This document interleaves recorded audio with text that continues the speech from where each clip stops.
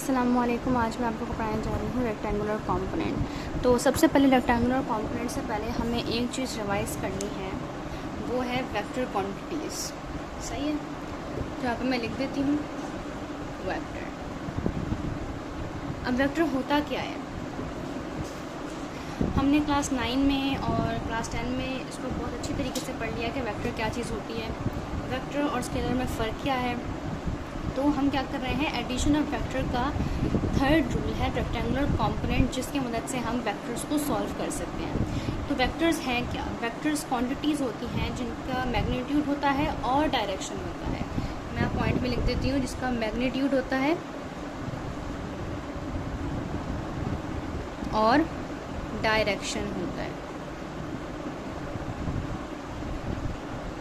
अब हम vector quantities को किस तरह से रिप्रेजेंट करते हैं। अच्छा, मैं इसकी एग्जांपल भी आपको दे देती हूँ। इसकी एग्जांपल है डिस्प्लेसमेंट, वेलोसिटी एंड एक्सेलरेशन, क्योंकि इसके अंदर डायरेक्शन दी गई होती है। स्केलर क्वांटिटीज़ में हमें डायरेक्शन का नहीं बताया गया होता है, जबकि वेक्टर क्वांटिटीज़ में हमें डायरेक्शन का ज़रूर बताया गया होता है। तो अब मैं रिप्रेजेंटेशन कैसे करूँगी वेक्टर क्वान्टिटीज़ की। अब मैं इसकी एग्जाम्पल लिख देती हूँ, डिस्प्लेसमेंट,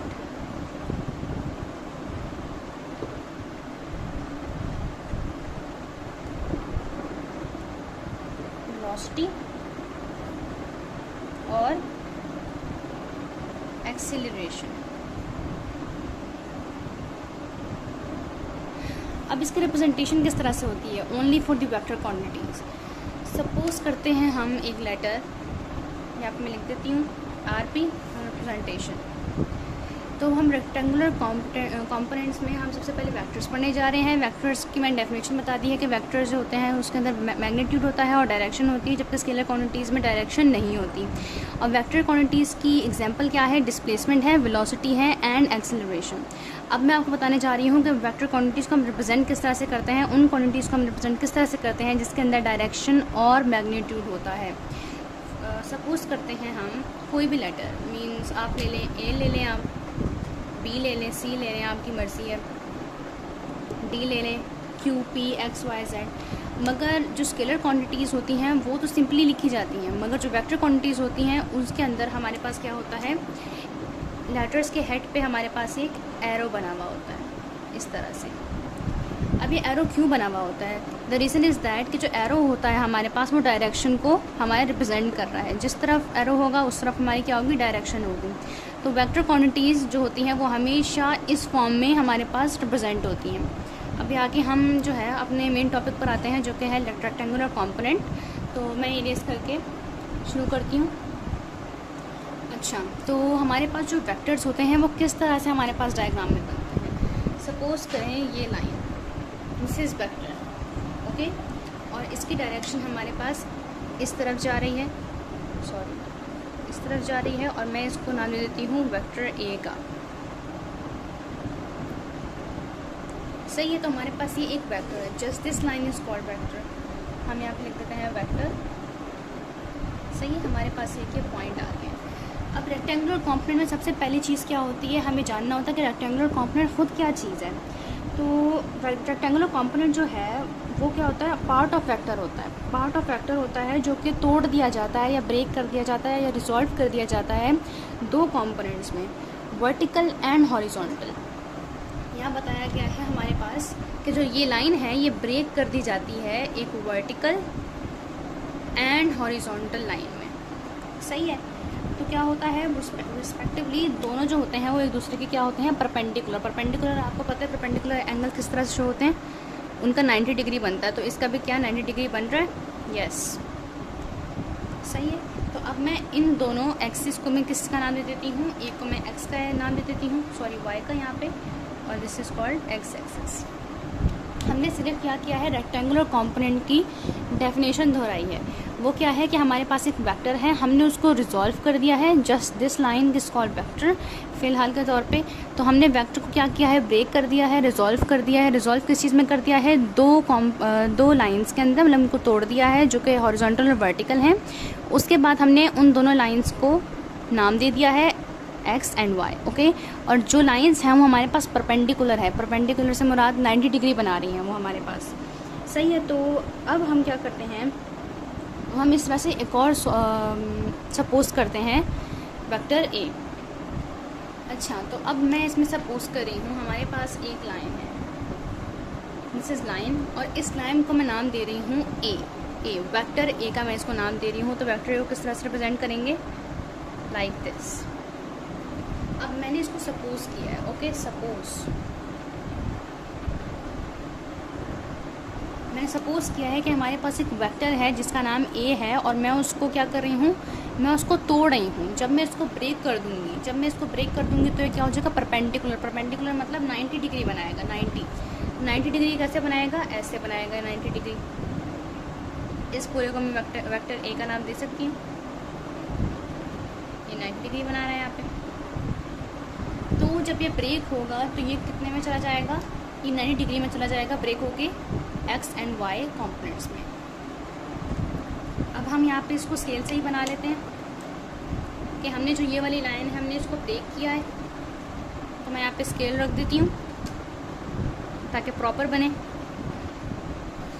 ये हमारे पास जो हमारी रिजॉल्व लाइन थी उसका एक पार्ट हो गया। अब दूसरा पार्ट मैं ड्रॉ कर रही हूँ।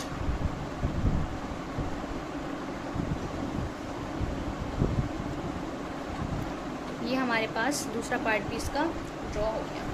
अब सबसे पहले जो बात उनने की थी वो बात ये थी कि जो हमारे पास जो वेक्टर है वो जब रिजॉल्व होगा, रिजॉल्व मीन्स ब्रेक जब होगा वो, तो वो क्या बनाएगा, 90 डिग्री बनाएगा हॉरिजॉन्टली एंड वर्टिकली। वो क्या होगा, ब्रेक होगा। तो हमारे पास ये जो है ये हमारे पास कितना बना रहा है, यहाँ पे भी 90 डिग्री बना रहा है। और हम इसके दोनों कॉम्पोनेंट्स को नाम दे सकते हैं, y axis and this is x axis. इस पूरे को हम ए वेक्टर का नाम देंगे। अब हमने इसको तोड़ दिया, सही है, हमने इसको तोड़ दिया। अब ए जो है हमारे पास, ए हमारे पास किस किस में रिजॉल्व हो रहा है, मींस कि हमने ले लिया ए हमारे पास किस किस में रिजॉल्व हो रहा है। अगर आपकी बुक में लिखा हुआ है इस तरह से कि ए हमारे पास b + c में रिजॉल्व हो रहा है, ये भी सही है। और अगर आपके पास ये लिखा हुआ है कि ए हमारे पास ax + ay के उसमें रिजॉल्व हो रहा है, टूट रहा है, तो ये भी सही है। तो मैं आप लोग को इस तरीके से करा रही हूँ क्योंकि ये वाला तरीका थोड़ा इजी है, आप लोग देखेंगे तो आप लोगों को समझ में भी आ जाएगा। तो मैं आप लोग को ax और ay में सॉल्व करा रही हूँ, ठीक है। तो अब मैं इसको रेस कर देती हूँ। मेरा कहने का मतलब ये है कि मैंने जब ये वाली लाइन ब्रेक की है तो मेरे पास, जब मैंने इसको ब्रेक किया है तो मैंने एक का नाम ax रख दिया, एक सेकंड, एक का नाम मैंने ax रख दिया है और दूसरे का नाम मैंने ay रख दिया है, ay and ax, got it. अब हम कर क्या रहे हैं, हमने क्या करना है, हमने इन दोनों लाइंस के बीच में एक वेक्टर गुजारना है। वेक्टर मीन्स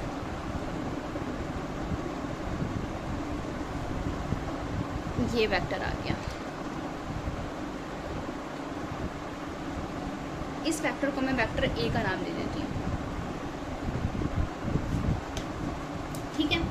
इस वेक्टर को मैंने वेक्टर ए का नाम दे दिया। अब हमारे पास जो ये वाली दो लाइन्स आई, इनके बीच में कोई एंगल हमारे पास फॉर्म हो रहा है, इनके बीच में भी हो रहा है और इनके बीच में भी हो रहा है, क्योंकि इसने 90 को ब्रेक किया है। तो मैं यहाँ पे इधर से 90 को मिटा के साइड को सेट करके यहाँ पे थीटा डाल सकती हूँ। थीटा हमारे पास एंगल्स को शो करता है, ठीक है। अब हमारे पास क्या हुआ है कि हमारी जो वेक्टर ए था वो हमारे पास टूट गया है ए में, ax में और ay में, ठीक है। तो अब जो है मैं इस लाइन को जो है, मैं इस लाइन को क्या कह सकती हूँ, इस लाइन को मैं ax कह सकती हूँ and ay, these are axes. हमें इसको नहीं देखना है, हमें देखना है कि हमने जो ये लाइन थी, इस लाइन को हमने ब्रेक किया, फिलहाल इसको छोड़ दें, इस लाइन को हमने ब्रेक किया और फिर हमने, हमारे पास क्या आया, ax आया हमारे पास और एक ay आया। इसके ऊपर आप एरो भी डाल दें क्योंकि ये वेक्टर क्वांटिटीज़ हैं, ठीक है। अगर हमारे पास थीटा एंगल बना रहा है ax के साथ, x एक्सिस पे हमारे पास ax के साथ एंगल बना रहा है, तो आप क्या कहेंगे, हमारे पास जो ax होगा, हमारे पास जो इसकी क्वांटिटी होगी वो ax की क्वांटिटी जो होगी हमारे पास वो आएगी 1 cos थीटा के बराबर। अब आप लोगों को समझ नहीं आ रहा होगा कि मैं क्यों लिख रही हूँ, ये कैसे लिख रही हूँ, ये कैसे आया, ए एक्स का ये वाला मीनिंग कैसे आया। तो मैं आगे आप लोग को डिस्क्राइब करती हूँ। और जो मेरे पास ए वाई की आएगी वो मेरे पास क्या होगी, ए साइन थीटा, ए वाई साइन थीटा, ए वाई साइन थीटा, एक आई है, एक ये आई। मीन जब हमने इस वेक्टर को तोड़ा तो हमारे पास दो कंपोनेंट आए, ए एक्स एंड ए वाई आए। अब ए एक्स और ए वाई की भी वैल्यू आई, हमारे पास क्या थी, ए एक्स की विद रिस्पेक्ट टू थीटा हमारे पास ये वैल्यू आई, और ए वाई की विद रिस्पेक्ट टू थीटा हमारे पास ये वाली साइन थीटा वाली और एक कॉस थीटा वाली। अब मैं आप लोग को ये डिराइव करके दिखाती हूँ कि ये कैसे आई हैं। तो हमें अब इसको प्रूव करना है कि ए एक्स हमारे पास जो है वो कॉस थीटा ए के बराबर कैसे आया है। आप लोगों ने ट्रिग्नोमेट्री पढ़ी है, आप लोग को पता है कि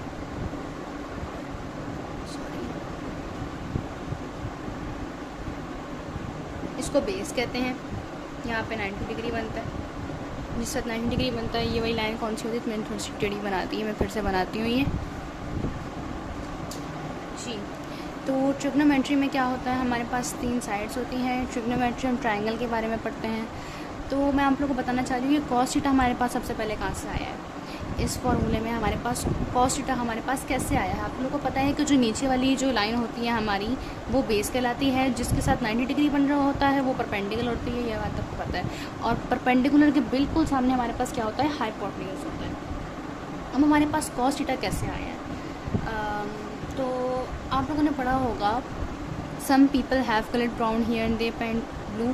तो उस फॉर्मूले से हम क्या करते हैं, कॉस थीटा की पहले वैल्यू निकालते हैं, सही है, कॉस थीटा की वैल्यू निकालते हैं हम। ये बात आप लोग को याद रखनी है कि हमारे पास जो कॉस थीटा होता है वो किसके इक्वल होता है, हमारे पास जो कॉस थीटा होता है वो किसके इक्वल होता है। तो हमारे पास जो कॉस थीटा होता है हमारे पास वो बेस अपॉन हाइपोटेन्यूज के इक्वल होता है।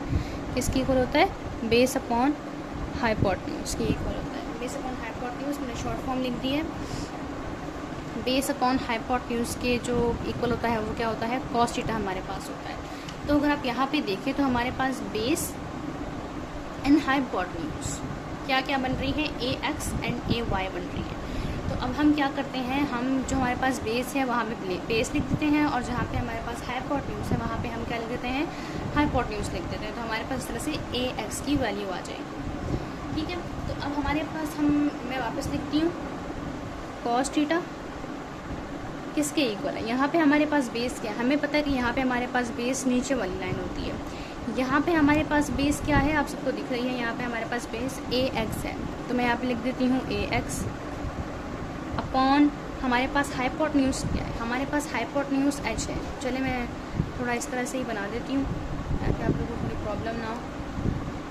यहाँ पे 90 इस तरह से बना हुआ है, बेस हाइपोटेन्यूज एंड परपेंडिकुलर। तो अब हमारे पास यहाँ पे बेस हाइपोटेन्यूज क्या है, सॉरी, हमारे पास हाइपोटेन्यूज यहाँ आ रहा है परपेंडिकुलर के बिल्कुल सामने। हमारे पास यहाँ पे परपेंडिकुलर क्या है, परपेंडिकुलर हमारे पास यहाँ पे इस फिगर में हमारे पास परपेंडिकुलर ये है। तो बिल्कुल परपेंडिकुलर के बिल्कुल सामने हमारे पास क्या आ रहा है, ए, ओनली ए, वेक्टर ए हमारे पास यहाँ पे क्या आ रहा है, हाइपोटेन्यूज की वैल्यू। तो मैं यहाँ पे लिख देती हूँ ए।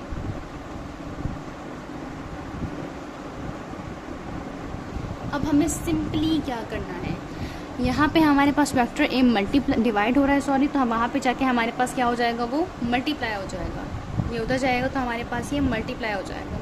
तो मैं यहाँ पे ऐसे लिख सकती हूँ कि हमारे पास cos theta vector a is equals to a x. अगर आप इसको रोटेट करेंगे आपके पास वापस यही बनेगा। तो हमारे पास किसकी वैल्यू आ गई, हमारे पास अभी हमारे पास ए एक्स की वैल्यू हमारे पास आ गई। इस तरह से हमने कॉस थीटा यूज़ किया उसके लिए, क्योंकि हमें पता है कि हमारे पास जो रिलेशन आना है वो हमें चाहिए हाइपोटेन्यूज एंड बेस का। तो हम क्या करेंगे, हम ए एंड ए एक्स को हम लोग ले लेंगे विथ रिस्पेक्ट टू ट्रिग्नोमेट्री, हम इसको सॉल्व करेंगे कॉस थीटा निकाल के। बेस एंड हाइपोटेन्यूज आ गई, बेस हमारे पास यहाँ पे क्या है, ए एक्स है, ए एक्स हमारे पास यहाँ पे बेस है जैसे कि मैंने यहाँ बताया हुआ है, और हाइपोटेन्यूज जो हमारे पास है परपेंडिकुलर के बिल्कुल सामने वो है हमारे पास ए वेक्टर। हमने वैल्यूज पुट कर दी, बेस की जगह पे बेस की वैल्यू एंड हाइपोटेन्यूज की जगह पे मैंने हाइपोटेन्यूज की वैल्यू डाल दी। हमने यहाँ पे ए यहाँ पे हमारे पास डिवाइड हो रहा था वहाँ जाके हमारे पास मल्टीप्लाई हो गया, मल्टीप्लाई हमने किया तो हमारे पास ए एक्स की वैल्यू आ गई, दिस इज़ ए एक्स। अब हम लोग ए वाई की निकालते हैं वैल्यू। तो अब हमें साइन थीटा ए वाई की हमें वैल्यू निकालनी है। यहाँ पे हमारे पास वर्टिकल लाइन जो है हमारे पास ये बन रही है, जैसे यहाँ पे ये है, हमारे पास यहाँ पे ये है, तो मैं इसको ए वाई का नाम दे सकती हूँ और आप इसको ए एक्स का भी नाम दे सकते हैं यहाँ पे बेस को। तब मैं वापस से इस तरह की लाइन बना देती हूँ, diagram base perpendicular and hypotenuse. मेरी राइटिंग बहुत गंदी हो रही है। तो अब सबसे पहले आपको देखना है कि हमारे पास कौन सा रिलेशन है जिसके अंदर हमारे पास क्या आ रहा है, ए वाई भी आ रहा है और हमारे पास ए भी आ रहा है। तो ए वाई हमारा यहाँ पर आ रहा है और ए हमारे पास ओनली ए हमारे पास यहाँ पर आ रहा है। तो ये क्या है, परपेंडिकुलर है, और ये क्या है हमारे पास, हाइपोटेन्यूज है। तो हमारे पास जो परपेंडिकुलर और हाइपोटेन्यूज का जो रिलेशन आता है वो हमारे पास साइन थीटा में आता है। ये बात आपको याद रखनी है। तो साइन थीटा हमारे पास किसके इक्वल होता है, साइन थीटा जो होता है हमारे पास, यहाँ पे अगर मैं लिखूँ साइन थीटा हमारे पास किसके इक्वल होता है, परपेंडिकुलर अपॉन हाइपोटेन्यूज के। अब जैसे हमने पीछे किया है कि हमारे पास परपेंडिकुलर इस फिगर में क्या है, हमारे पास हाइपोटेन्यूज क्या है इस फिगर में, तो हमें वही करना है और हमें वैल्यूज पुट करके उसका आंसर निकाल देना है।